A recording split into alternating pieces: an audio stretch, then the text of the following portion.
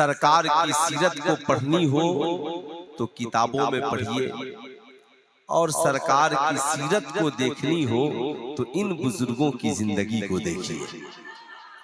सीरत देखने के लिए यहाँ आइए और सीरत पढ़ने के लिए किताबों को उठाइए। आका का इखलाक कैसा था, आका का किरदार कैसा था, आका का गुफ्तार कैसा था, आका के चेहरे का नूर कैसा था। मेरे इमाम ने तो लिखा, या रसूल अल्लाह तेरी नस्ले पाक में है बच्चा बच्चा नूर का, तू है ऐने नूर तेरा सब घराना नूर का, तू है ऐने नूर तेरा सब घराना नूर का। सैयदी आकाई व मौलाई पीरे तरीकत रहबरे राहे शरीयत हजरत अल्लामा अलहाज अशाह डॉक्टर सैयद नाहिद अहमद हैदरुल कादरी दामत बरकातुहुल आलिया वल कुद्सिया की सरपरस्ती में हुजूर फैजाने हुजूर नबीले मिल्लत का फैजान हमारे ऊपर बरस रहा है। अल्हम्दुलिल्लाह, जिस शजर को हुजूर नबीले मिल्लत ने लगाया था, अल्लामा ममनूल हक साहब किबला मदरसा जामिया वकीलिया तेगिया ज़ियाउल उलूम के जुमला अराकीन ने आज उस शजर से हमें फल खाने का मौका अता किया है। अल्हम्दुलिल्लाह, ये 9 बच्चे हाफिज़े कुरान बने हैं। मुझे पूछिए आप हजरत अल्लामा डॉक्टर सैयद नाहिद अहमद हैदरुल कादरी से, हुजूर आपके 90,000 मुरीद हो सकते हैं, आपके 900 मुरीद हो सकते हैं, एक मजमे में 90,000 लाखों आपके मुरीद हो सकते हैं, मगर हजरत कहेंगे सुल्तान रजा 90 लाख मुरीदों पे हमें फख्र नहीं, बल्कि ज़ियाउल उलूम से फारिग होने वाले इन 9 हुफ़ाज़े कराम पे मुझे फख्र है। जानते हो क्यों? इसलिए कि ये 90 मुरीद अपने ईमान अकीदे की हिफाजत करेगा या नहीं करेगा, इसकी तो कोई गारंटी नहीं है, मगर ये 9 हाफिज़े कुरान जब मदरसे से पढ़कर किसी मस्जिद में पहुंचेंगे तो कुरान की बात करेंगे, हदीस की बात करेंगे, अल्लाह की बात करेंगे, रसूलुल्लाह की शान की बात करेंगे, ईमान की बात करेंगे, अकायद की बात करेंगे। ये जहां पहुंचेंगे मस्जिद में जब जुमा में खड़े होंगे तो तन्हा जामिया वकीलिया तेगिया से फारिग होने वाला एक बच्चा खड़े होकर पूरी कौम को खिताब करेगा, ऐ लोगों अल्लाह एक है, मोहम्मद सल्लल्लाहु अलैहि वसल्लम अल्लाह के रसूल है। इस्लाम की बुनियाद 5 चीजों पर है। माँ के कदमों के नीचे जन्नत है, बाप जन्नत का दरवाजा है। इस्लाम में शराब पीना हराम है, इस्लाम में ज़िना करना हराम है, इस्लाम में जुआ खेलना हराम है, इस्लाम में सूद खाना हराम है, इस्लाम में रिश्वत लेना हराम है। आपस में निफाक पैदा मत करो, बल्कि आपस में इत्तेहाद पैदा करो। नमाजों की पाबंदी करो, अपनी पेशानियों को सत्तों से सजाओ। अब ईमानदारी से बताइए साहब, ये तन्हा एक हाफिज़े कुरान 1 लाख मुरीदों के ईमान की भी हिफाजत कर रहा है और कौम की इस्लाह भी करता हुआ नजर आ रहा है। अब आप जरा इस तस्वुर को ज़हन में रखिए। आज बात होती है मदारिस इस्लामिया ने क्या किया है, मदरसे वालों ने क्या किया है, क्या किया है मौलवी ने, क्या किया है खानकाह वालों ने, खानकाहों ने क्या किया है। सुल्तान रजा कहना चाहेगा, साहब आप खानकाहों की बात करते हो, मैं तो कहना चाहूंगा अगर आलिम नहीं होते तो ये मुल्क आजाद भी नहीं हुआ होता। ईमानदारी से बताओ, भारत की आजादी के लिए नारे लगाने वाले कौन थे? भारत की आजादी के लिए जिहाद का फतवा देने वाले अल्लामा फजल हक खैराबादी कौन थे? आप ईमानदारी से बताओ कि बताओ जब गांधी जी को पूरी दुनिया में कहीं जमीन नहीं मिली तो पटना की सरजमी पर सदाकत आश्रम बनाकर भारत की आजादी का चराग जलाने वाला कोई यूनिवर्सिटी से पढ़ा लिखा इंसान नहीं, मदरसे से पढ़े हुए मौलाना मजहरुल हक साहब थे। आप कभी इसका तस्वुर कर सकते हैं साहब, ये मदारिस इस्लामिया नहीं हो तो हमारा वजूद बिखर जाएगा। आप इन मदारिस के बारे में सोचिए कि मदरसे से फारिग होने वाला एक बच्चा सुबह से लेकर रात तक कौम की इस्लाह में रहता है, कौम की फिक्र में रहता है, अच्छाई की बातें बताता है। लेकिन आप ये कहते हैं स्कूल मदरसे में आने के बाद मौलाना साहब मदरसों में पढ़ाई तो होती है मगर क्या ही अच्छा होता, इंग्लिश को ऐड कर दिया जाता, मैथ को डाल दिया जाता, साइंस को डाल दिया जाता।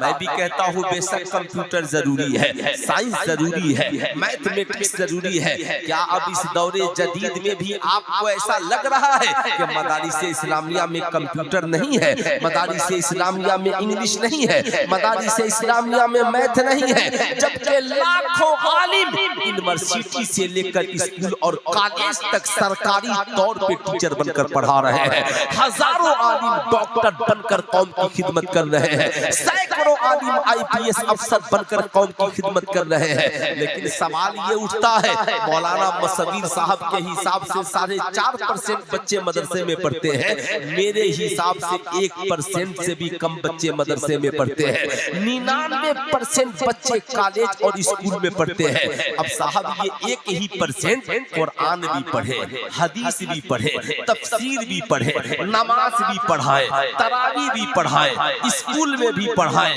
कॉलेज में भी पढ़ाए, तिजारत भी करे, यानी यही 1% पूरी दुनिया में सारा काम करे। और ये 99% जो हमारे कौम के बच्चे बच्चियां हैं, ये मैट्रिक करके क्या करेंगे? रात भर वीडियो बनाएंगे, टिकटॉक पर नाचेंगे, हुस्न का मुजाहरा करेंगे, शराब की मजलिसें सजाएंगे, नाच गाने और बाजे की महफिलें सजाएंगे। क्या काम है इनके जिम्मे? क्या इनके लिए हलाल हराम की तमीज जरूरी नहीं है? क्या इनके लिए ये जरूरी नहीं है? आज मदारिस में थोड़ी सी कमी आ जाए, एक बच्चा अगर बदकिरदार हो जाए तो लोग कहते हैं मदरसे में ताला लगा दो। इन मौलवियों ने मदरसे को खाने पकाने का जरिया बना लिया है, मगर कॉलेज का पूरा सिस्टम बिगड़ा हुआ है, कॉलेज का पूरा निजाम बिगड़ा हुआ है। आपने कभी कहा आप तो मदरसे का बहुत जायजा लेते हैं, क्या किया है मौलवी ने? मैं कहना चाहूंगा बुरा मत मानिएगा, मौलाना ने कुछ नहीं किया। चलिए साहब, डॉक्टर साहब ने क्या किया है, इंजीनियर प्रोफेसर राइटर ने क्या किया है? कितने डॉक्टर हैं जिन्होंने कौम के बच्चों को फ्री में डॉक्टर बनाया है? कितने इंजीनियर हैं जिन्होंने कौम को बच्चों को फ्री में इंजीनियर बनाया है? कितने प्रोफेसर हैं जिन्होंने कौम के बच्चों को फ्री में प्रोफेसर बनाया है? मगर तमाम गालियां सुनने के बावजूद भी जामिया, वकीलिया, तेगिया, ज़ियाउल उलूम में काम करने वाले मुदर्रिसीन, पढ़ाने वाले मुदर्रिसीन, हुजूर नबी ने मिल्लत के चाहने वाले लोग गालियां सुनकर भी कौम से भीख मांगकर आज एक नहीं 9 बच्चों को इन्होंने फ्री में हाफिज कुरान बनाया है, फ्री में आलिम दीन बनाया है। आप ईमानदारी से बताइए, स्कूलों का हाल तो ये है कि एक माह फी जमा नहीं हो तो नाम काट कर निकाल दिया जाएगा। बोलिए ये बात गलत है कि सही है? बोलिए गलत है या सही है? साहब नाम काट कर निकाल दिया जाएगा। मदरसे में कोई बात नहीं है, अमीर का बेटा है पढ़ो, गरीब का बेटा है पढ़ो, यहाँ से जाना। अब साहब मदरसे का हिसाब इंजीनियर भी एक पहुँचता है, वो भी मदरसे का हिसाब कर देता। अरे इमाम साहब सब ठीक है मगर कंप्यूटर पढ़ाइए। उस इंजीनियर से पूछिए तुम जहाँ पढ़े हो वहाँ सैकड़ों बच्चे कंप्यूटर पढ़े थे, आज उनकी जिंदगी कैसी गुजर रही है? लाखों बच्चियां साहब मैथ की किताबें और अरस्तु और फलसफी और बड़े बड़े आइंस्टाइन जैसे लोगों को पढ़ी थी, उनकी जिंदगी क्या गुजर रही है?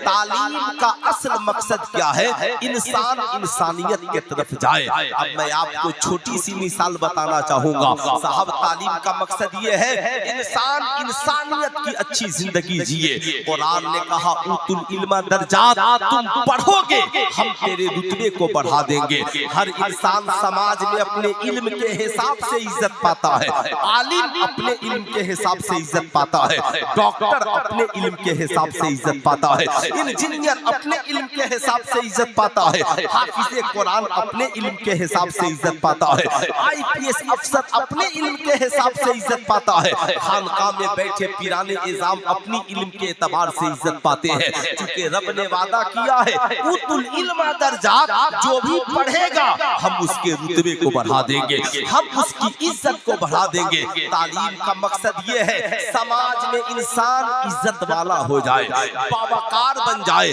मगर वो तालीम जो इंसान को जाहिलियत के तरफ ले जाए, वो तालीम जो इंसान को हैवानियत के तरफ ले जाए, वो तालीम जो इंसान को बुराई के तरफ ले जाए, फिर उस तालीम के बारे में आपका क्या ख्याल है? ईमानदारी से बताइए। इंसान के और जानवर के खाने का तरीका दो है। इंसान दस्तरखान पे बैठकर खाता है, इंसान जमीन पे बैठकर खाता है। इंसान या तो तरक्की याफ्ता जमाना है तो डाइनिंग टेबल पे बैठकर खाता है। जानवर के खाने का तरीका यह है, जानवर बैठकर नहीं खाता, जानवर खड़े खड़े खाता है। गधा खड़े खड़े खाता है, गाय खड़े खड़े खाती है, भैंस खड़े खड़े खड़े खड़े, ये हाथी खड़े खड़े खाता है।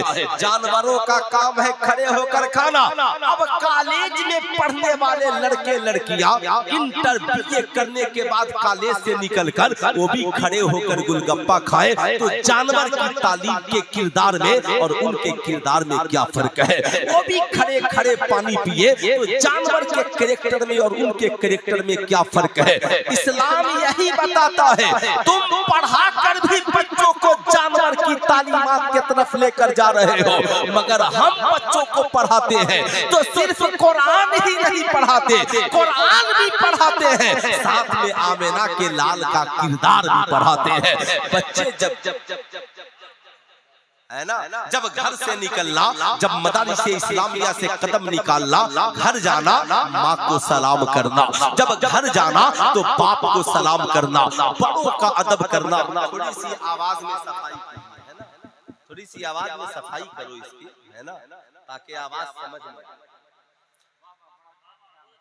मैं ये अर्ज कर रहा था, अब मदारिस इस्लामिया से निकलने वाले बच्चे जब जाते हैं तो साहब घर पहुंचने के बाद माँ को सलाम, बहनों को सलाम, बावकार तरीके से जिंदगी। मगर कॉलेज से पढ़कर आने वाला ये समझता है हम नाचने ही के लिए पैदा हुए हैं, हम वीडियो और फिल्म देखने ही के लिए पैदा हुए हैं, हम शायद दुनिया में गुनाह करने ही के लिए पैदा हुए हैं। अब वो गुनाह को ऐब नहीं समझता, कान में बाली भी पहन रहा है, हाथ में कड़ा भी पहन रहा है, बाल बढ़ा करके चोटी भी लगा रहा है, मर्द की जगह औरतों वाला श्रृंगार कर रहा है। लड़कियों का हाल ये है, ये औरत का लिबास उतार कर मर्द का लिबास पहन रही है। आपने मदरसे का बहुत जायजा लिया, कभी कॉलेजों का भी जायजा लीजिए, जाकर कहिए प्रिंसिपल साहब मेरा बेटा शराबी नहीं था, कॉलेज में आने के बाद शराबी कैसे बन गया? मेरा बेटा जुआरी नहीं था, कॉलेज में आने के बाद जुआरी कैसे बन गया? मेरी बेटी बदचलन नहीं थी, ये तो नकाब पहन करके आती थी, मगर ये कॉलेज में आने के बाद इसके सर से हिजाब और दुपट्टा कैसे उतर गया?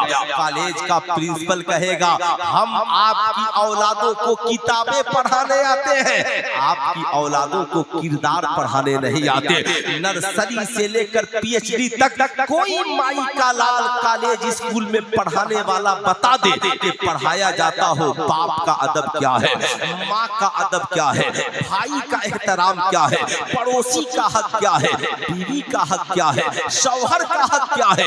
यही वजह है शादी होने के बाद जिस औरत को माँ बाप का अदब नहीं मालूम, वो कहती है मेरा शौहर, उसकी सारी कमाई मेरी है, मेरा शौहर भी मेरा है, उसकी कमाई भी मेरी है।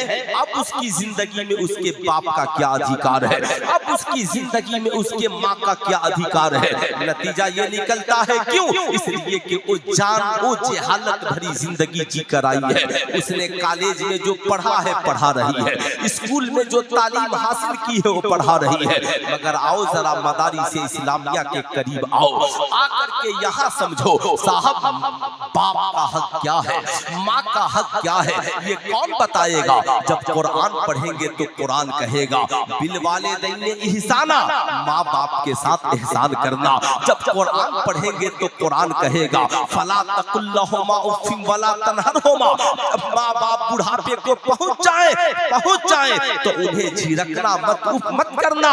कुलू कौलन करीमा, उनसे भलाई के साथ गुफ्तगू करना।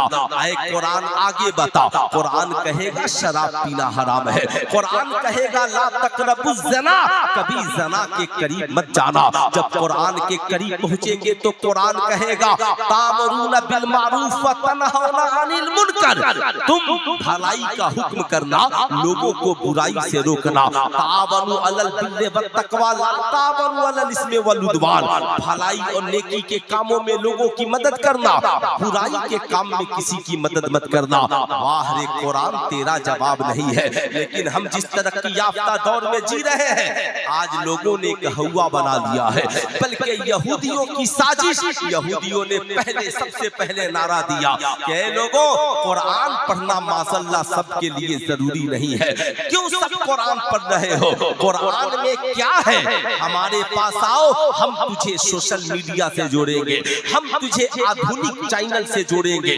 अमेरिका दिखाएंगे, चाइना दिखाएंगे, रशिया दिखाएंगे, मगर अल्लाह अल्लाह याद रखिएगा, सारी दुनिया की किताबें, चैनल, सारे अखबारात एक तरफ और तन्हा कुरान की तालीम एक तरफ। कुरान कहता है तिबियानन लिकुल्लि शैइन, हर चीज का रोशन बयान कुरान के अंदर मौजूद है। अब मैं आपको उसको बहुत आसान करके बता दूं।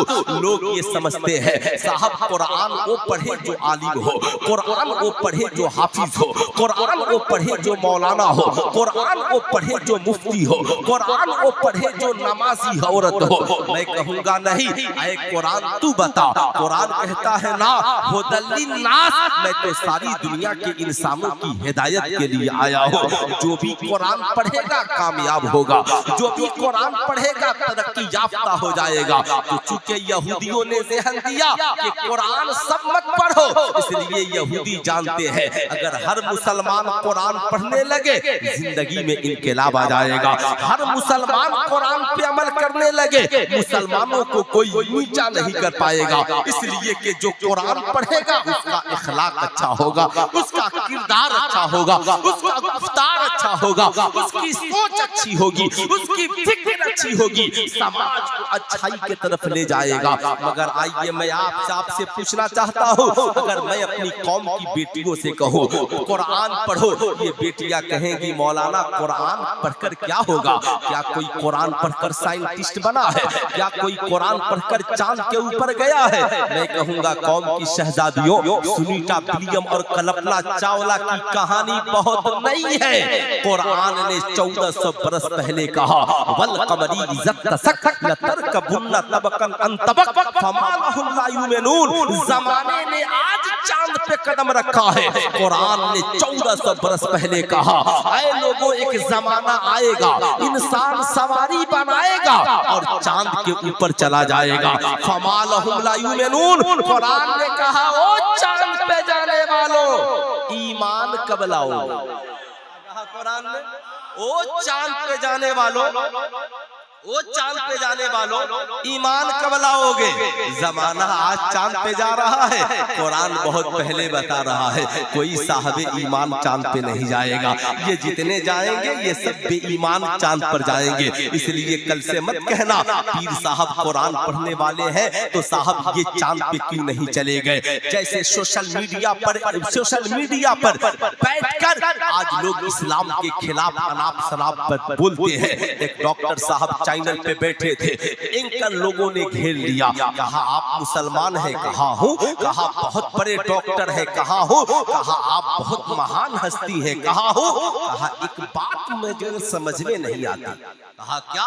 कहा आप इतने महान हैं, लाखों करोड़ों कॉलेजों यूनिवर्सिटियों में आपके शागिर्द हैं, इतने महान व्यक्ति हैं, ब्रिलियंट हैं, मगर खानकाह में टूटी चटाई पे बैठने वाले के पीछे क्यों चलते हैं? मस्जिद में नमाज पढ़ाने वाले मौलवी के पीछे क्यों चलते हैं? मामूली तनख्वाह पे कमाने वाले हाफिज़े कुरान के पीछे क्यों चलते हैं? मैं देखता हूँ कि आप डॉक्टर साहब है डिस्पेंसरी में बैठे, जहाँ कोई मौलवी साहब कुरान पढ़ने वाले आए आप फौरन खड़े हो जाते हैं। आप इतनी इज्जत क्यों? तो उसने कहा सुनो, मैं डॉक्टर हूँ, मैं इंजीनियर हूँ, मैं प्रोफेसर हूँ, मैं बहुत बड़ा माहिर हूँ, मगर मैं डॉक्टर बना हूँ दुनिया के इंसानों की लिखी हुई किताबों को पढ़कर डॉक्टर बना हो, दुनिया के इंसानों की लिखी हुई किताबों को पढ़कर प्रोफेसर बना हो, दुनिया के इंसानों की लिखी हुई किताबों को पढ़कर इंजीनियर बना हो, मगर जो हमारी खानकाह में पीर साहब सज्जादा बना है, जो आलिम बना है, इमाम बना है, हाफिज़े कुरान बना है, ये इंसानों की लिखी हुई किताबों को पढ़कर नहीं, अल्लाह की नाज़िल किए हुई किताब कुरान को पढ़कर हाफिज़े कुरान बना है, कुरान को पढ़कर आलिम दीन बना है। सारी दुनिया की किताबें तो गलत हो सकती है, मगर ज़ालिकल किताबो ला रैब फी, कुरान कल भी सच्चा था, कुरान आज भी सच्चा है और कुरान हमेशा सच्चा। नारे तकबीर, नारे रिसालत, खानकाहे हैदरिया, फैज़ाने हुजूर नबीले मिल्लत, नारे तकबीर, नारे रिसालत। अब मैं आपसे पूछना चाहता हूँ, क्या कुरान सिर्फ आलिमों की जरूरत का नाम है? क्या कुरान सिर्फ खानकाहों की जरूरत का नाम है? क्या कुरान सिर्फ मदारिस की जरूरत का नाम है? क्या कुरान सिर्फ मसाजिद की जरूरत का नाम है? मैं कहूँगा नहीं, साइंटिस्टों तुम्हारी भी जरूरत का नाम कुरान है, डॉक्टरों तुम्हारी भी जरूरत का नाम कुरान है, इंजीनियरों तुम्हारी भी जरूरत का नाम कुरान है। साहब दुनिया में तालीमें हर जगह होती है, स्कूलों में, कॉलेजों में, मदारिस में, मगर आप सबके लिए किताबें अलग अलग है। इंजीनियर के लिए किताबें अलग है, डॉक्टर के लिए किताबें अलग है, साइंटिस्ट के लिए किताबें अलग है, 1 से 5 तक के लिए किताबें अलग है, 6 से 8 के लिए किताबें अलग है, मैट्रिक और इंटर के लिए किताबें अलग है। जो किताबें मैट्रिक का बच्चा पढ़ेगा इंटर का नहीं पढ़ेगा, जो किताबें डॉक्टर पढ़ेगा इंजीनियर नहीं पढ़ेगा, जो इंजीनियर पढ़ेगा वो प्रोफेसर नहीं पढ़ेगा, जो प्रोफेसर पढ़ेगा वो साइंटिस्ट नहीं पढ़ेंगे। जो लेकिन वाह रे कुरान, तेरा जवाब नहीं है। नर्सरी के बच्चे को देखिए कुरान पढ़ रहा है, डॉक्टर साहब को देखिए कुरान पढ़ रहे हैं, इंजीनियर साहब को देखिए कुरान पढ़ रहे हैं, मैट्रिक के बच्चों को देखिए कुरान पढ़ रहे हैं। मैंने कहा डॉक्टर साहब आप कुरान क्यों पढ़ रहे हैं? कहा मौलाना मैं डॉक्टर बन गया हूँ, मगर कुरान इसलिए पढ़ रहा हूँ ताकि मेरी दुनिया भी हसीन हो जाए, आखिरत भी हसीन हो जाए।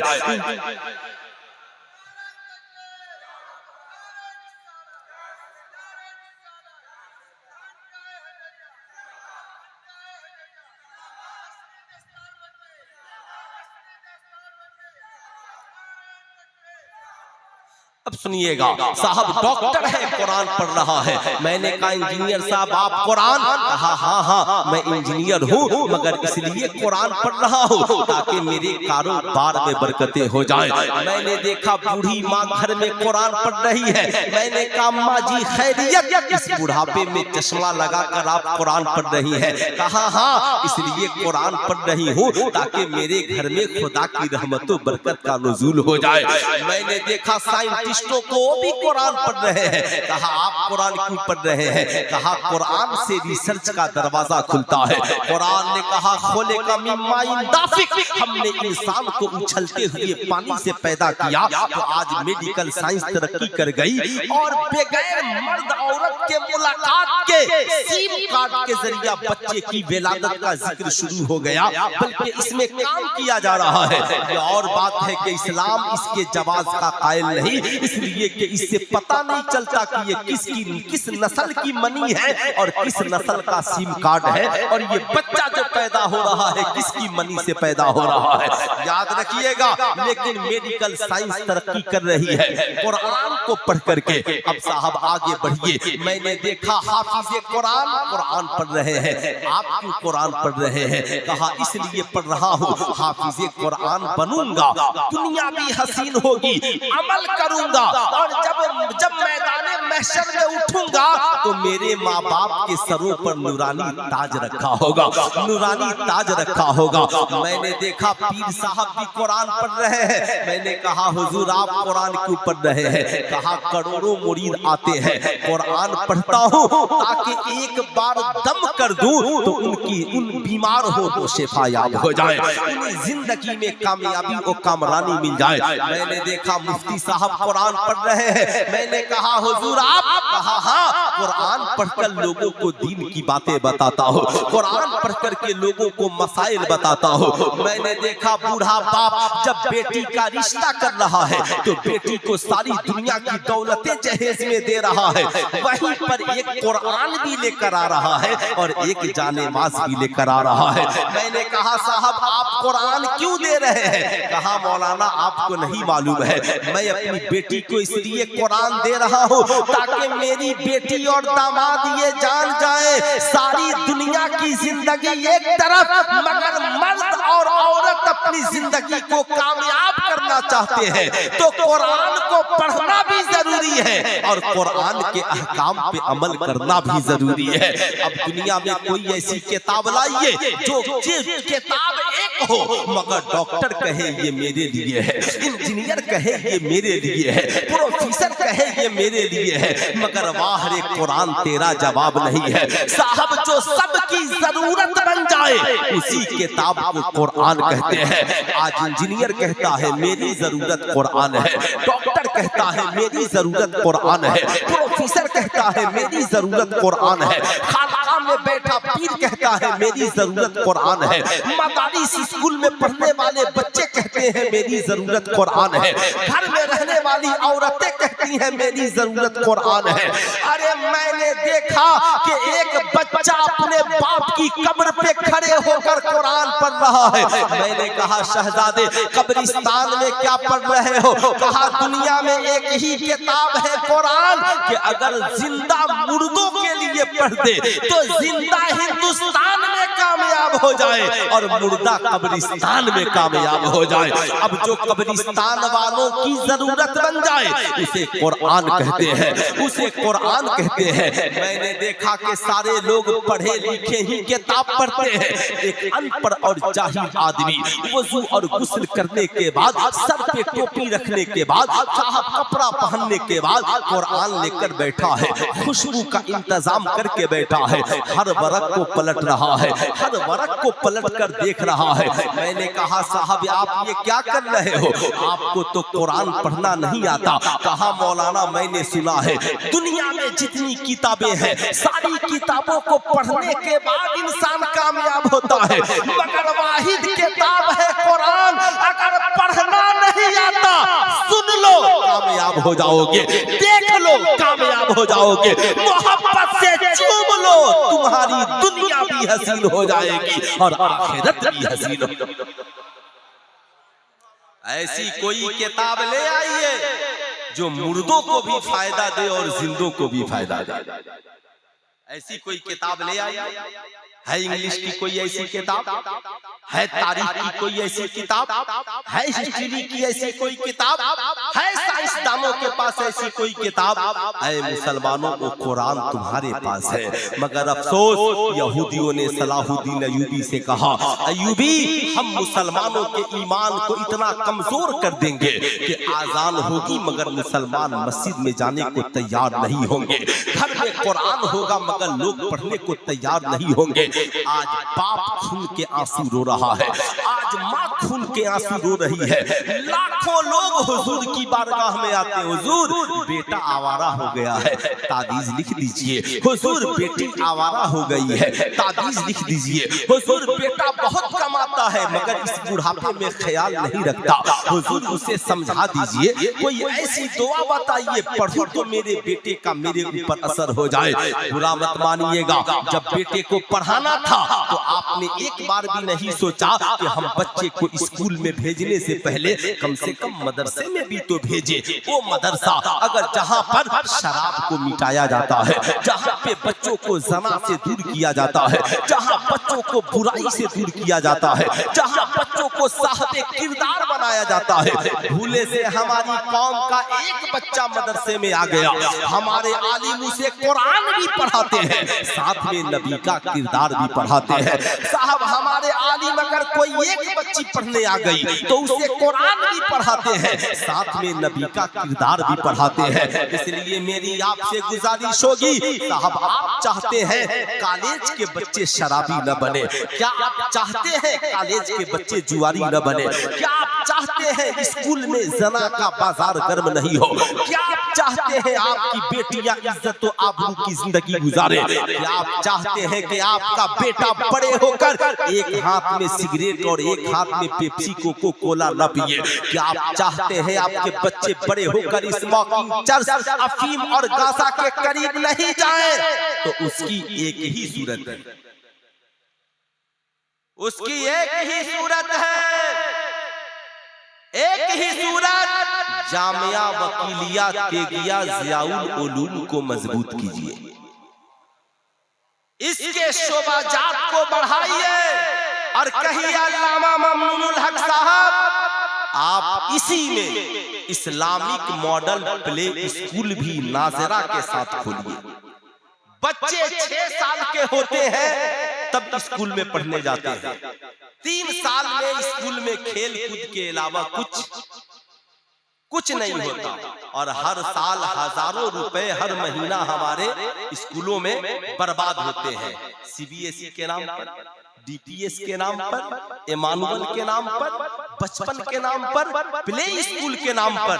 आप उन्हीं पैसों को मदारिस में खर्च कीजिए, बेहतरीन 3 कमरा बनवाइए, 3 बच्चों के लिए, 3 बच्चियों के लिए, एक बेहतरीन आलिम, एक बेहतरीन हाफिज और एक बेहतरीन मास्टर, 3 टीचर रखिए बेहतरीन। कहिए अल्लामा ममनूनुल हक साहब 1 से 100 यहीं पढ़ाइए, क से ज्ञा यहीं पढ़ाइए, ए से जेड यहीं पढ़ाइए, हजरत यहीं पर हमारे बच्चों को नूरानी कायदा भी पढ़ाइए, तामीर अदब भी पढ़ाइए, कुरान की भी तालीम दीजिए और ज़बानी तौर पर बच्चों को सरकार की सीरत भी सिखाइए, सैयदा खातूने जन्नत का किरदार भी बताइए। मालूम है जब आपके बच्चे यहाँ पढ़ने के लिए आएंगे तो बच्चों का ज़हन बिल्कुल सादा होता है। जब बच्चे यहाँ पहुँचेंगे हमारा आलिम कहेगा सलाम करने का तरीका ये है, बात जो माँ पीछे स्कूल में लेकर आती है उस माँ के कदम के नीचे जन्नत है, तेरा बाप जो फी भरता है वो तेरी जन्नत का दरवाजा है।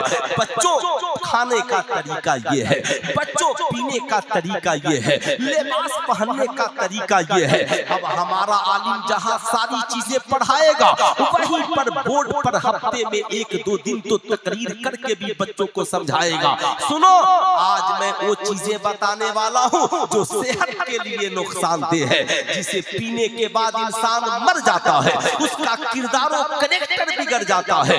अब हमारा आलिम शराब की बोतल की तस्वीर बनाएगा और लिखेगा बच्चों ये शराब है और इस्लाम में शराब पीना हराम है, शराब का नुकसान ये है। शराब पीने वाले की अक्ल खत्म हो जाती है, शराबी भूल जाता है अच्छा क्या है बुरा क्या है, शराबी भूल जाता है हलाल क्या है हराम क्या है। इसलिए इस्लाम में शराब पीना भी हराम है, शराब पिलाना भी हराम है।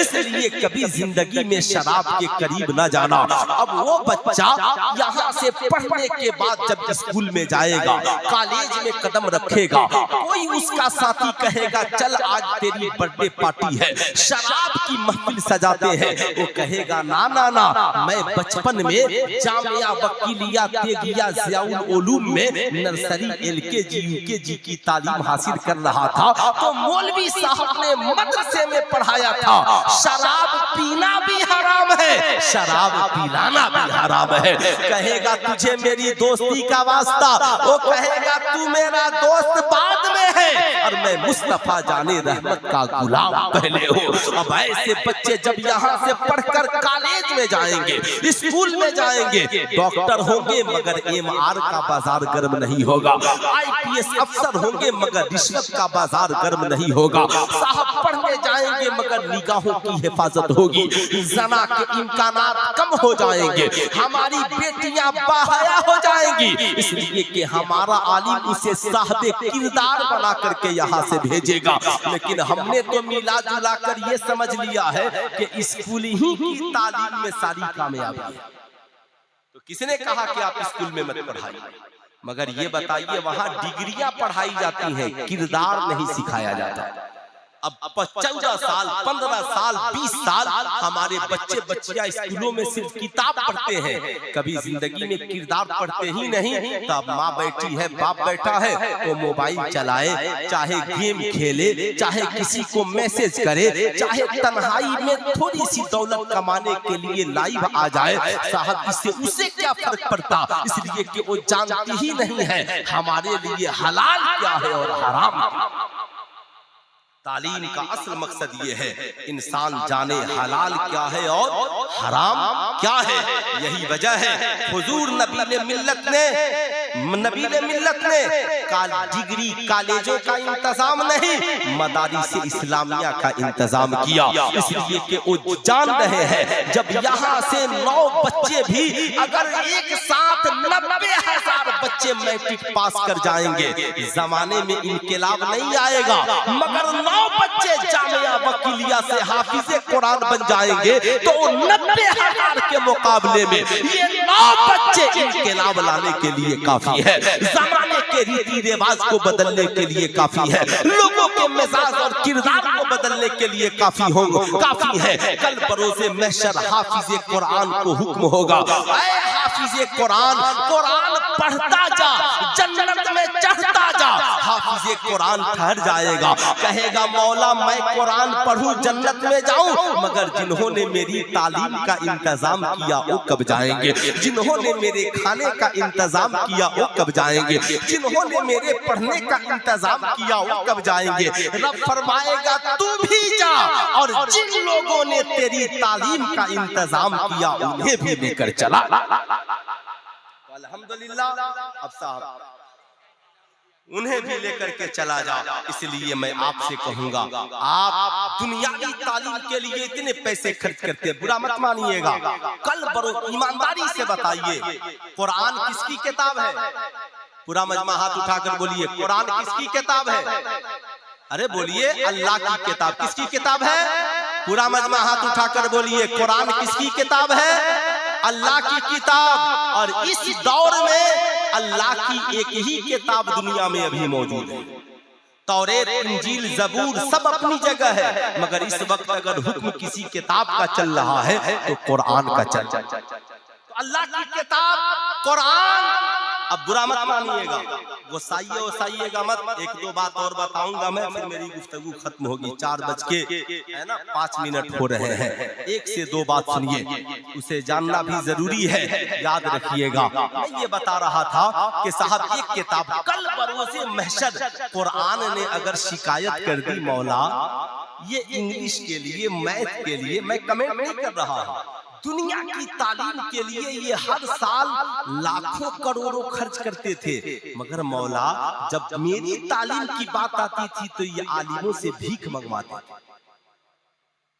मेरी जब तालीम की बात आती थी तो ये हुफाज़े कराम से भीख मंगवाते थे। ये ज़कात देते थे, फितरा देते थे, चरमे कुर्बानी देते थे, कभी अपने जेब का पैसा मेरी तालीम के लिए खर्च। बोलिए सीने पे हाथ रखकर आप सोचिए हमारा क्या जवाब होगा।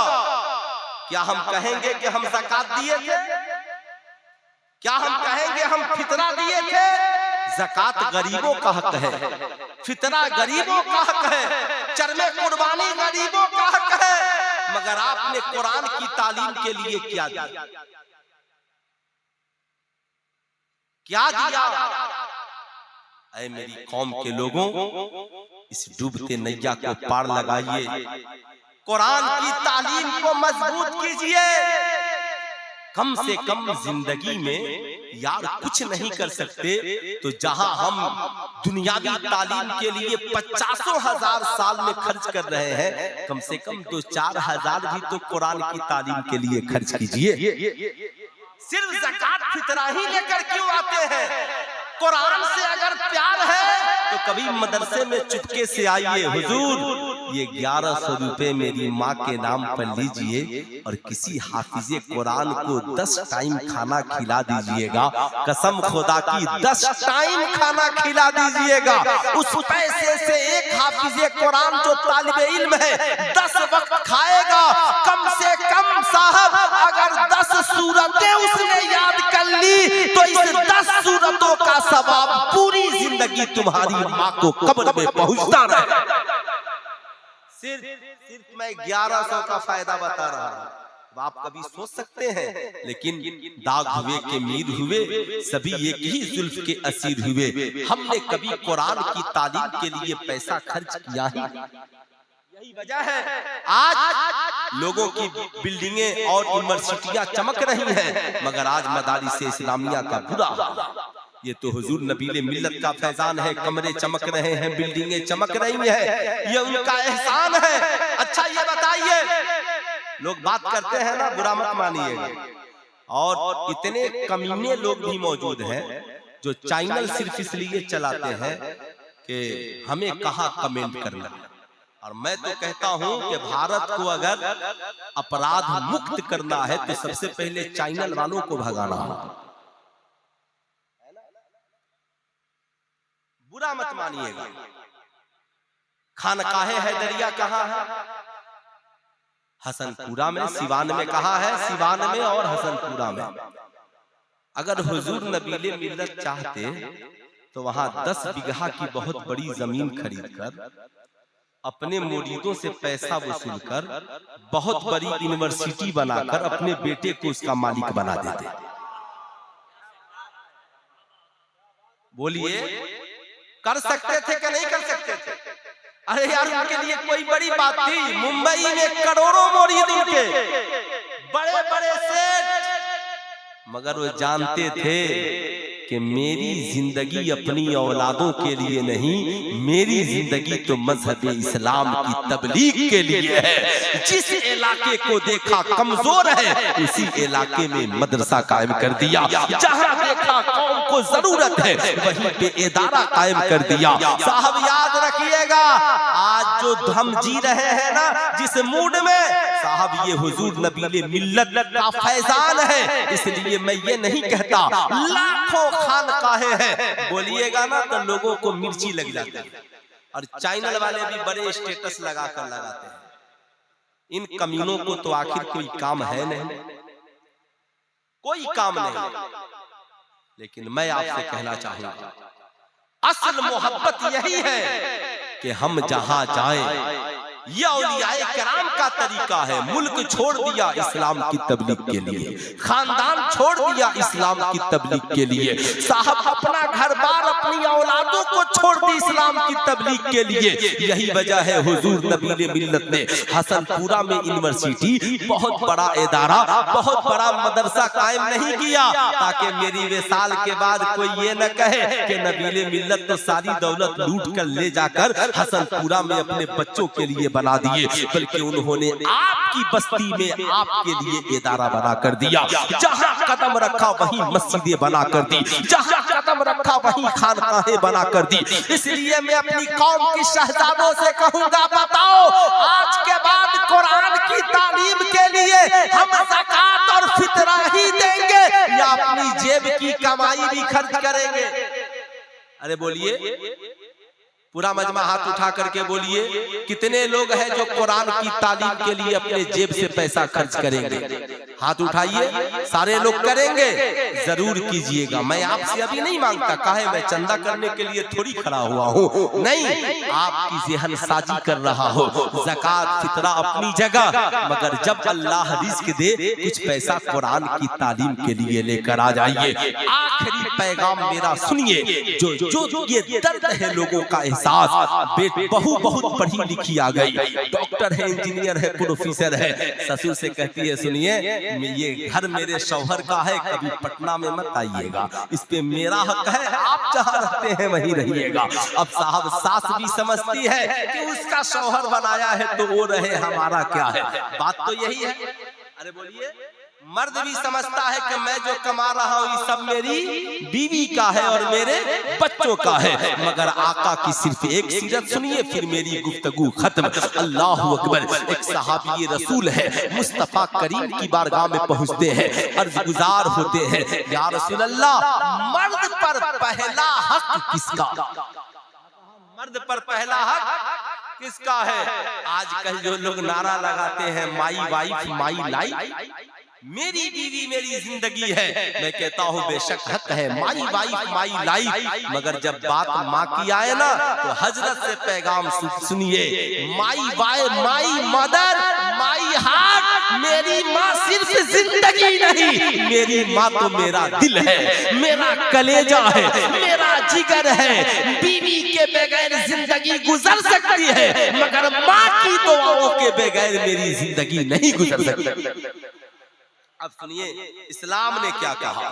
नौजवान है, आका की बारगाह में पहुंचा है, अर्ज गुजार होता है, या रसूल अल्लाह, मर्द पर पहला हक किसका? बड़ी जो पढ़ी लिखी औरतें हैं और नौजवान, मैं कमा रहा हूँ मेरा और मेरा शौहर कमा रहा मेरा, अल्लाह के नबी फरमाते हैं मर्द पर पहला हक उसकी माँ का है। किसका है? पूरा मजमा हाथ उठाकर बोले किसका है, और जोर से बोले किसका है? माँ का। ठहर गए, फिर पूछा आका जी फिर किसका? कहा माँ का। आहा, कहा आका जी फिर किसका? तीसरी बार, एक बार की बात नहीं, तीसरी बार, आका जी फिर किसका? कहा माँ का। कहा ठहर गए, कहा आका जी फिर किसका? कहा तुम्हारे बाप का। हम बरेली शरीफ को यूं ही मरकज़ अहले सुन्नत नहीं कहते। आला हजरत से पूछा गया, हुजूर मर्द कमाए तो क्या करे? तो जवाब में इस हदीस का तर्जमा ही लिख दिया।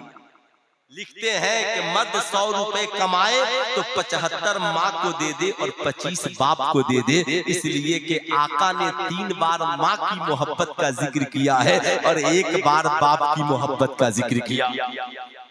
एक बार बाप की मोहब्बत का जिक्र किया है। अल्लाह अल्लाह पूछा गया, हुजूर माँ का रुतबा बड़ा है या बाप का?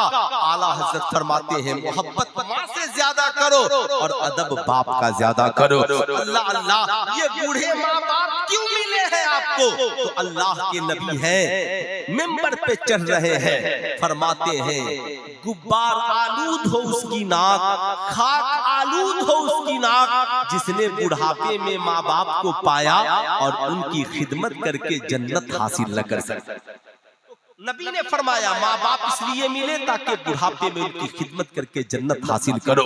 अब याद रखिएगा, आज हम स्कूल में बच्चों को बताते हैं क्लास टीचर आए तो खड़े हो जाना, बच्चे सीख गए। जलसों में हम बताते हैं बड़ा आलिम पीर साहब आए खड़े हो जाना, खड़े हो जाते हैं। आका ने भी अम्मा हलीमा के लिए खड़े होकर बताया कि जब माँ बाप भी आए तो खड़े हो जाना, ये तुम्हारे सरकार की सुन्नत है। ऐ मेरी कौम के शहजादों, आज के जलसे से पैगाम लेकर के जाओ, तुम्हारी कमाई में पहला हक तुम्हारी माँ का है, फिर तुम्हारे बाप का, फिर बीवी और बच्चों का।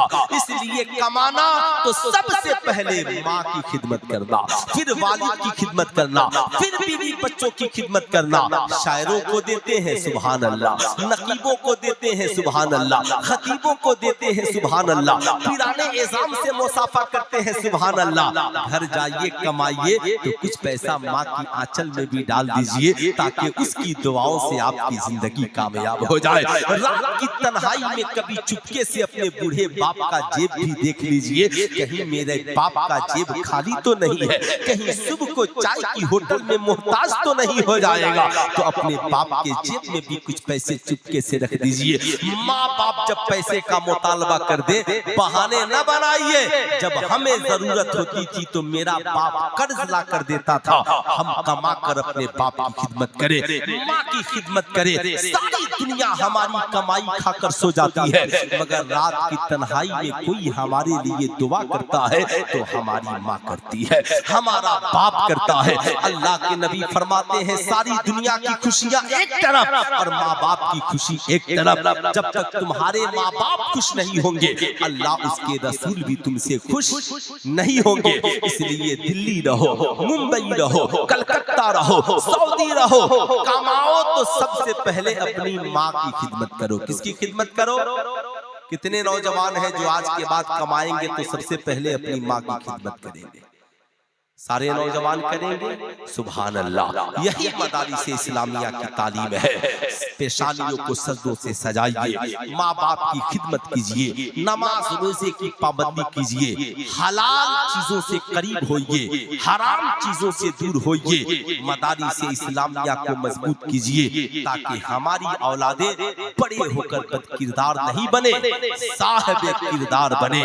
कुरान ने कहा हल यस्तविल लजीना यालमून वल्लजीना ला यालमून, तुम क्या समझते हो पढ़े लिखे और जाहिल दोनों बराबर हैं? ऐसा नहीं हो सकता। नहीं उतुल इल्म दर्जात, जो पढ़ेगा उसके रुतबे को खुदा बढ़ा देगा। हुजूर नबी मिल्लत ने किसी जाहिल बेटे को सज्जादा नशीन नहीं बनाया। जानशीन बहुत सारी खानकाहें हैं, बेटा पैदा हुआ सर पे अमामा बांध कर खिलाफत दे दी। अब मेरे बाद मेरा बेटा होगा, क्या बता वो हलाल भी जानता है कि नहीं, हराम भी जानता है कि नहीं? मगर हुजूर नबी मिल्लत ने अपने बेटे को बेहतरीन आलिम बनाया, फिर खिलाफत से नवाजा। उसी नक्शे कदम पे चलते हुए हुजूर सैयद नाहिद मियां साहब किबला ने भी अपने साहबजादे को सिर्फ आलिम ही नहीं बनाया है, जामे अजहर मिस्र में दुनिया की सबसे बड़ी यूनिवर्सिटी में पढ़ने के लिए भेजा, ताकि मेरा बेटा पीर बाद में बने, कौम का एक अच्छा आलिम, कौम का एक अच्छा मुफ्ती पहले बने, ताकि वो जाने हलाल क्या है और हराम क्या है। इसलिए याद रखें, इंसान, सरकार गौसे आजम फरमाते हैं, आप बगैर इल्मे शरीयत के इल्मे तरीकत में कदम नहीं रख सकते, आप वली नहीं बन सकते। इसलिए याद रखिए, ये 10 अंगूठी पहनने वाले को वली मत समझिएगा, कमर तक बाल बढ़ाने वाले को वली मत समझिएगा, पीला पीला पहन लेने वाले को वली मत समझिएगा, काला काला पहन लेने वाले को वली मत समझिएगा। पहले देखिएगा पेशानी सजदों से आबाद है कि नहीं, चेहरा सरकार की सुन्नत से आबाद है कि नहीं है, अंगूठी शरीयत के मुताबिक पहनता है कि नहीं है। जिसने जिंदगी में शरीयत को दाखिल कर लिया, इंशाअल्लाह विलायत की मंजिल तक वो पहुंच ही जाएगा। और इस जात का क्या कहना, ऊपर देखो बाबा वली, दादा वली, माँ वलिया, दादी वलिया, इंशाअल्लाह उम्मीद है खुदा का फजल हुआ तो आने वाली नस्लों में भी वलायत चलती हुई नजर आए। अब बैठो बाबू बैठो, मैं जान रहा हूँ ये लब्बैक खूब चला हुआ है ना, ये लब्बैक खूब चला हुआ। अभी कुछ शायर और खतीब है, बस लब्बैक बिल्ला भी लगा के चल रहे हैं लब्बैक। जो लोग अपनी मस्जिद की हिफाजत इंडिया में नहीं कर पाए, वो लोग बैतुल मक़दिस की हिफाजत के लिए लब्बैक कह रहे हैं, है ना। मैं उन मौलवियों को खूब अच्छी तरह जानता हूँ जो लोग अपनी जिंदगी चमकाने के लिए, अपना लाइफ स्टाइल चमकाने के लिए ऐलान करते हैं बिहार में 2 करोड़ रुपए जलसों में बर्बाद हो जाते हैं, इससे अच्छा था कि यूनिवर्सिटी बन जाती। कमीने, बिहार में इतनी यूनिवर्सिटियां हैं कि पूरा मुंबई पढ़ने के लिए आ जाए तो कमी नहीं होगी। इतनी बड़ी उर्दू यूनिवर्सिटी है, इतनी बड़ी उर्दू यूनिवर्सिटी कि पूछिए मत कितने लोग पढ़ने वाले हैं। आपके पास क्वालिटी है, यूनिवर्सिटी की कमी है, यूनिवर्सिटियां बहुत हैं। मैं तो कहता हूं क्यों कमेंट करते हो, आप ही जलसे में आना बंद कर दो, इसलिए कि सबसे ज्यादा पैसा तो तुम ही को बुलाने में खर्च है। तुम ही जलसे में आना बंद कर दो, ये बजट कुछ तो कम हो जाएगा, ये बजट कुछ तो कम हो जाएगा। लेकिन लोग जो अपने पीर के फतवे पे अमल नहीं करता, वो जमाने को उंगली दिखा रहा। मसलक के आला हजरत के मुहाफिज बनकर चले हैं और मसलक के आला हजरत पे हमारा कोई अमल ही नहीं। हम मुहाफिज मसलक के आला हजरत है। काहे के मुहाफिज मसलक के आला हजरत है? आला हजरत का फतवा क्या है ये कौन नहीं जानता। मैं भी उससे बरी नहीं हूँ। ऐसा नहीं है कि मैं बहुत मुत्तकी हूँ, परहेजगार हूँ, बहुत नेक हूँ, मैं अल्लाह का वली हूँ बोल रहा हूँ, नहीं, मैं सरापा गुनहगार हूँ। मगर इतना जरूर है कि मैं ढोंगी नहीं हूँ। फकीर भी बरेली शरीफ जाता है तकरीर करने, ऐसा नहीं है। लेकिन जब बात आला हजरत के फतवे की आती है ना, सर झुका लेता हूँ। हाँ, मैंने जो गुनाह किया तौबा करने के लिए तैयार हूँ। तुम्हारी भी हिम्मत है तो कभी कहो कि हम हुजूर ताजुल शरिया के खलीफा हैं, मगर हम उनके फतवे के खिलाफ अमल करते, हम तौबा करने के लिए तैयार हैं। हम अपने पीर के फतवे पे अमल करेंगे। मुरीद किसे कहते हैं? आला हजरत ने अपने पीर के फतवे के खिलाफ कभी अमल किया? मुफ्ती आजम हिंद ने कभी अपने पीर के फतवे के खिलाफ अमल किया? हुजूर ताजुल शरिया ने कभी अपने पीर के फतवे के खिलाफ अमल किया? मुरीद वही होता है जो पीर की बात को अपने लिए हुक्म आखिर समझे।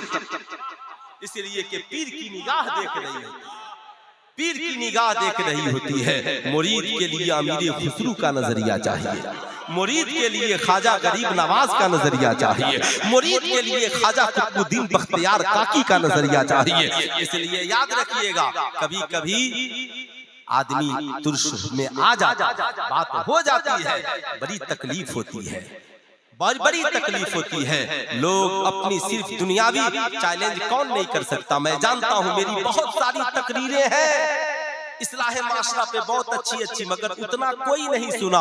और मैंने एक बाबा जी के खिलाफ बोल दिया है ना, कि बागेश्वर बाबा की कौन सी नहीं बात है, बताते फिरता कल क्या होगा परसों क्या होगा। बताया था इंडिया वर्ल्ड कप जीत जाएगी, तुम्हारा बाप जिता दिया है ना। तो साहब पर्ची निकालते हैं, किसी के नाम की पर्ची हो निकालो, हम जो बताएंगे वही होगा। अरे तुम आज ये शुबदाबाजी दिखा रहे हो। आमिना के लाल ने 1450 बरस पहले कहा था, अबू जेहल बद्र में यहाँ कत्ल होगा, फला मुनाफिक यहाँ कत्ल होगा, फला यहाँ कत्ल होगा। जंग के बाद जब सहाबा ने देखा तो हर काफिर वही कत्ल होकर पड़ा हुआ था, न एक इंच आगे न एक इंच पीछे। अल्लाह के नबी ने फरमाया, एक जमाना आएगा माँ बांधी अपने आका को जन्म देगी। तो आज ये हो रहा है, नाच गाने बाजे की कसरत होगी, हो रहा है। क्यों? इसलिए कि न खुदा की बात गलत हो सकती है, न मुस्तफा की बात गलत हो सकती है। ढोंगी और करोड़ों बाबा आते रहेंगे, जाहिर सी बात है। इसलिए मैं कहूंगा नहीं, कौम के लिए पहले जमीन हमवार कीजिए। ये अल्लाह वाले हुजूर नबी मिल्लत ने पहले कौम के लिए राह हमवार की। आपकी बस्ती में पहुंचे, देखा जरूरत है, इलाके में मुसलमान के पास तालीम नहीं है, लोगों का ईमान अकीदा गैर लूट रहे हैं, तो उन्होंने यहाँ पर खानकाह की बुनियाद नहीं यार, रसूलुल्लाह के घर की बुनियाद डाली। उलमा पढ़ाएंगे, बच्चों की इस्लाह होगी, लोग नमाजी बनेंगे, कुरान के कारी बनेंगे, आलिम दीन बनेंगे। अब तो सब ऑनलाइन चल रहा है। एक साहब से मैंने पूछा, आप कौन काम करते? काम ऑनलाइन पढ़ाते हैं। जाहिर सी बात है, कुछ दिनों के बाद सारा काम भी ऑनलाइन हो जाएगा। लोग कहेंगे, जैसे अभी मेरे एक शागिर्द ने फोन किया, हजरत एक बात बताइए। मैंने कहा क्या? कहा सऊदीया में ऑनलाइन निकाह जायज हो गया है। मैंने कहा उसे कहिए ऑनलाइन बच्चा भी पैदा करे,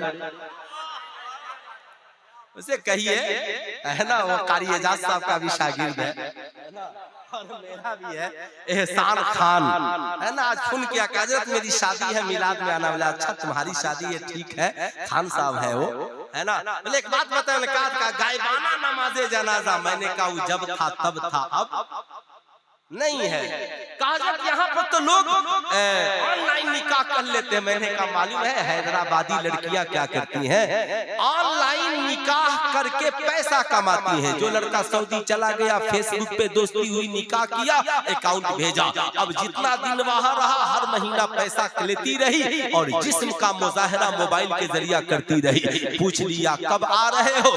अभी 2 दिन टिकट का है, फ्लाइट पकड़ने वाला लिख के भेज देती है। ऑनलाइन निकाह भी माज़ल्ला जायज और ऑनलाइन तिलाक भी जायज। इसलिए सुनो, मर्द भी तलाक, औरत भी तलाक। इसलिए जब तू वहां था तो ऑनलाइन निकाह किया था, इसलिए मैं ऑफलाइन आना नहीं चाहती, ऑनलाइन ही मैं तुझको तलाक दे देती हूँ, कभी मेरे पास आने की ज़हमत न करना।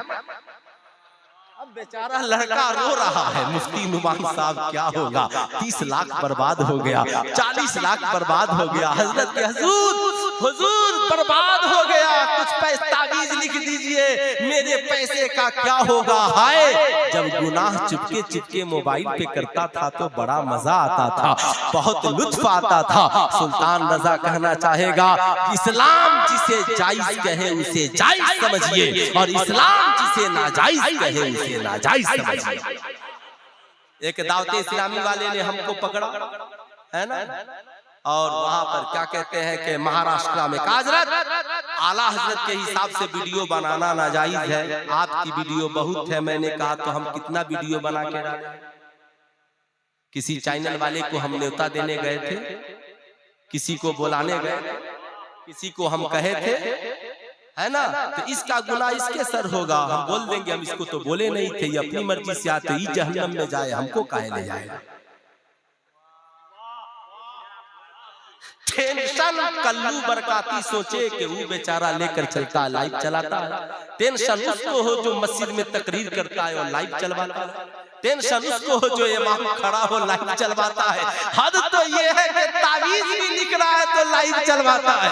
और हजरत की बारगाह में हजारों लोग रोज आते, हजरत फोन कर दीजिए ना, बड़े बड़े मास्टर, डॉक्टर, अरे अरबपति आदमी एक दिन मुझको फोन किया, बहुत बड़ा उसका लंबा, कहा हजरत मेरे आ जाएंगे। हजरत ने मुझसे कहा बाबू मैं आपकी हर बात मानने को तैयार हूँ, मगर मैं दुआ खानकाह में करता हूँ, किसी के घर जाकर नहीं, इसलिए कि मैंने जिंदगी में कभी तावीज का सौदा नहीं किया है, दुआ का सौदा नहीं किया है। मैं घर से निकलता हूँ तो तबलीग के लिए निकलता हूँ, किसी के झाड़ फूक और तावीज के लिए नहीं निकलता। नारे तकबीर, नारे रिसालत, खानकाहे हैदरिया, फैजाने हुजूर नबीले मिल्लत, नारे तकबीर, नारे रिसालत। इसलिए हम लोगों का मौकिफ वही है जो आला हजरत का मौकिफ है। हम लोग उनके पैरोकार हैं। हम न किसी चैनल वाले को बुलाने जाते हैं, न किसी से लाइव कास्ट कराते हैं। हमारा ये मौकिफ नहीं है। हम लोग ताजुल शरिया के मानने वाले हैं, जो पिलपिले हैं, जो सुलेह कुल्ली हैं, सैयदा सरावा की तरह जो ये समझते हैं कि देवबंदियों का भी जबीहा जायज है, तो साहब वो सुलेह कुल्ली बनकर रहे। हम मुसलमान हैं, जानते हैं किसी काफिर और बदअकीदा का ज़बीहा न कल जायज था न आज जायज है, आज जायज है। इसलिए आप लोग भी कोई प्लेन से उड़कर आए ना तो मुरीद मत हो जाइए, कोई स्कॉर्पियो से उड़कर आए तो मुरीद मत हो जाइए, यूट्यूब और चैनल पे देखकर मुरीद मत होइए, बल्कि देखिए किसकी नस्ल अच्छी है, किसकी खानकाह अच्छी है, किसका किरदार अच्छा है, किसका इल्म अच्छा है, और किसका मसलक बरेली के इमाम अहमद रजा के मसलक से मिल रहा है। ये देख करके मुरीद होइए, वरना फिर हमारा हाल क्या होगा। हम मुरीद होंगे मगर कोई फायदा नहीं होगा। बुरा मत मानिएगा, वर्ल्ड कप चल रहा था, है ना, और पूरा हिंदुस्तान टिक टाक ठूक ठाक में लगा था। एक लड़का मुझसे कहा हजरत भारत ने बदला ले लिया। मैंने कहा अच्छा क्या हो गया? कहा अभी ऑस्ट्रेलिया को हरा दिया। मैंने कहा बकलोल, जहां महफिल सजी थी या पूरी दुनिया देख रही थी वहां हार गया और चुपके से गली में जाके मर्डर कर दिया, जीत गया। अरे बेवकूफों, ये हमें बेवकूफ बनाया जा रहा है। बेवकूफ, दुनिया का सबसे सुपर पावर मुल्क है अमेरिका। वो चाहे तो इंडिया जैसी 1000 टीमें खेला सकता है, मगर उसकी कितनी टीम वर्ल्ड कप में खेल रही? दूसरा सुपर पावर मुल्क है रशिया, उसकी कितनी टीम वर्ल्ड कप में खेल रही है? तीसरा सुपर पावर मुल्क है चाइना, जिसका प्रोडक्ट सब लोग इस्तेमाल कर रहे हैं। चाइना की कितनी टीम वर्ल्ड कप में खेल रही है? साहब वो लोग जान रहे हैं कि खिलाड़ी नहीं, भारत में एक ही सदी में एपीजे अबुल कलाम बने। कोई अब इंडिया में दूसरा अबुल कलाम बनने के लिए तैयार नहीं है, मगर करोड़ों लोग सचिन तेंदुलकर बनने के लिए बेचैन है, करोड़ों लोग विराट कोहली बनने के लिए बेचैन है। जहां ज़िना का बाजार गर्म है, जुए का बाजार गर्म है, आईपीएल में साटा खेला जा रहा है, लॉटरी लगाई जा रही है, करोड़ों लोग बर्बाद और आबाद हो रहे हैं। इस्लाम इन बातों की इजाजत नहीं देता। अमेरिका जानता है इन बकलोलों को खिलाड़ी बना कर रखो, और जब इन पर कोई हमला और अटैक करेगा तो हमारे पास एपीजे अब्दुल कलाम की तरह लाखों मिसाइल मैन हैं। हम मिसाइल उन्हें देंगे, हम बम उन्हें देंगे, हम हथियार उन्हें देंगे। तो आप बैट और बल्ला कभी अमेरिका आपसे नहीं खरीदेगा, खरीदेगा भी तो 100, 200, 5,000 का खरीद लेगा, मगर आज उससे अरबों रुपए का मिसाइल खरीद कर ले आइएगा। इसलिए कि अब आपके यहाँ कोई मिसाइल मैन नहीं है। लेकिन अल्हम्दुलिल्लाह इस्लाम वो पाकीज़ा मजहब है जिसने कहा खेल से बचो, बेलौकियात से बचो, बेहयाई बुराई से बचो। सबसे पहले इस्लाम में अगर कोई चीज फर्ज है, नमाज से पहले, रोजा से पहले, हज और ज़कात से पहले कुछ फर्ज है तो वो है तालीम। तलबुल इल्मे फरीज़तुन अला कुल्ले मुस्लिमिन व मुस्लिमा। इल्मे दीन हासिल करना हर मुसलमान मर्द औरत पर फर्ज है। उतलुबुल इल्मा मिनल महद इलल लहद। इल्म हासिल करो माँ की गोद से लेकर कब्र की गोद तक। मालिक व मौला की बारगाह में दुआ है अल्लाह रब्बुल इज्जत हमें और आपको कहने और सुनने से ज्यादा अमल की तौफीक अता फरमाए। पूरा मजमा मिलकर पढ़ लीजिए अस्तगफिरुल्लाह रब्बी मिन कुल्ली ज़ंबी व अतूबु इलैहि। पढ़ लीजिए ला इलाहा इल्लल्लाह मुहम्मदुर रसूलुल्लाह सल्लल्लाहु अलैहि वसल्लम। अस्सलामु अलैकुम।